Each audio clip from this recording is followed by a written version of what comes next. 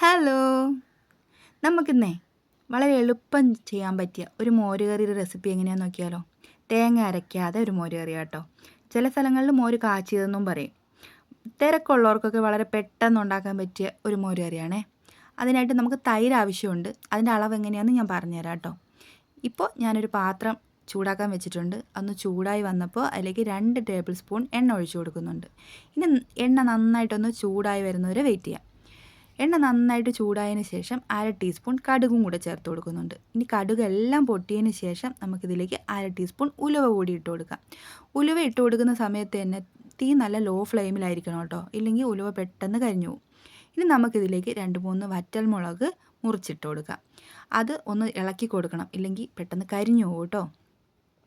അത് ഇളക്കി കൊടുത്തതിന് ശേഷം 1 ഇഞ്ച് നീളം വലിപ്പമുള്ള ഇഞ്ചി ചെറുതായിട്ട് അരിഞ്ഞതും 2-3 വെളുത്തുള്ളി ചെറുതായിട്ട് അരിഞ്ഞതും 2 പച്ചമുളകും കൂടി ചേർത്ത് അതിൻ്റെ പച്ചമണം ഒന്ന് മാറി വരുന്നതുവരെ നമുക്ക് ഇളക്കി കൊടുക്കാം.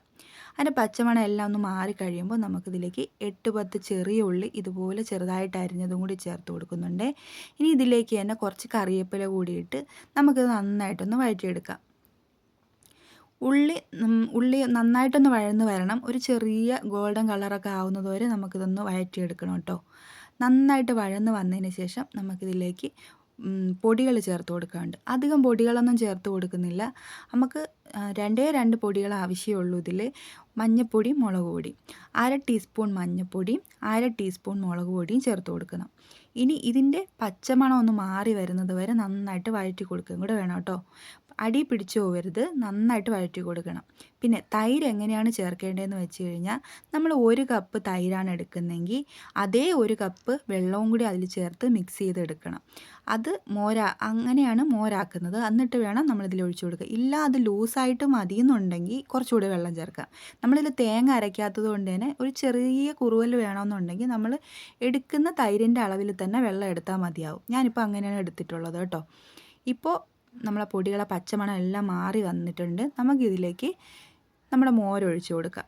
മോരൊഴിച്ച് കൊടുത്ത് ആ സമയം തീ ലോ ഫ്ലെയിമിൽ തന്നെ ഇട്ടേക്കണം. കാരണം തൈര് പെട്ടെന്ന് പിരിഞ്ഞു പോകാൻ സാധ്യതയുണ്ട്. ഒരുപാട് ചൂടിലായി കഴിഞ്ഞാൽ തൈര് പിരിഞ്ഞു പോകും. അതുകൊണ്ട് തിളപ്പിക്കാൻ നിൽക്കരുത് കേട്ടോ. ചെറിയ ചൂടാക്കി എടുത്താൽ മാത്രം മതി. നന്നായിട്ടൊന്ന് ഇളക്കി കൊടുത്ത്, അതായത് നല്ല ചൂടാവാൻ അനുവദിക്കരുത്. നന്നായിട്ടൊന്ന് ഇളക്കി കൊടുത്തതിന് ശേഷം നമുക്കിത് തീ ഓഫ് ചെയ്യാം. ചെറിയ ചൂടായാൽ മതി കേട്ടോ. നമ്മൾ നേരത്തെ ഇതിൽ ഉപ്പ് ചേർത്തിട്ടുണ്ടായിരുന്നില്ല. അപ്പോൾ തീ ഓഫ് ചെയ്തതിന് ശേഷം ഇതിന് നമുക്ക് പാകത്തിനുള്ള ഉപ്പും കൂടി ചേർത്ത് കൊടുക്കാം. നിങ്ങളിപ്പോൾ വിചാരിക്കും മോര് കറി മഞ്ഞ കളറിലല്ലേ വേണ്ടതെന്ന്. ഇതെൻ്റെ ലൈറ്റിൻ്റെയൊക്കെ പ്രശ്നം കൊണ്ട് നിങ്ങൾക്ക് തോന്നുന്നതാണ്. കുറച്ചുകൂടെ കഴിയുമ്പോൾ ഇത് മഞ്ഞ കളറിൽ തന്നെയാണ് കേട്ടോ. അപ്പോൾ ഈ ഒരു കളറൊക്കെ തന്നെയായിട്ട് തന്നെയാണ് ഉള്ളത്. ഇതുപോലെ ഒന്ന് ഉണ്ടാക്കി നോക്കി അഭിപ്രായം പറയണേ.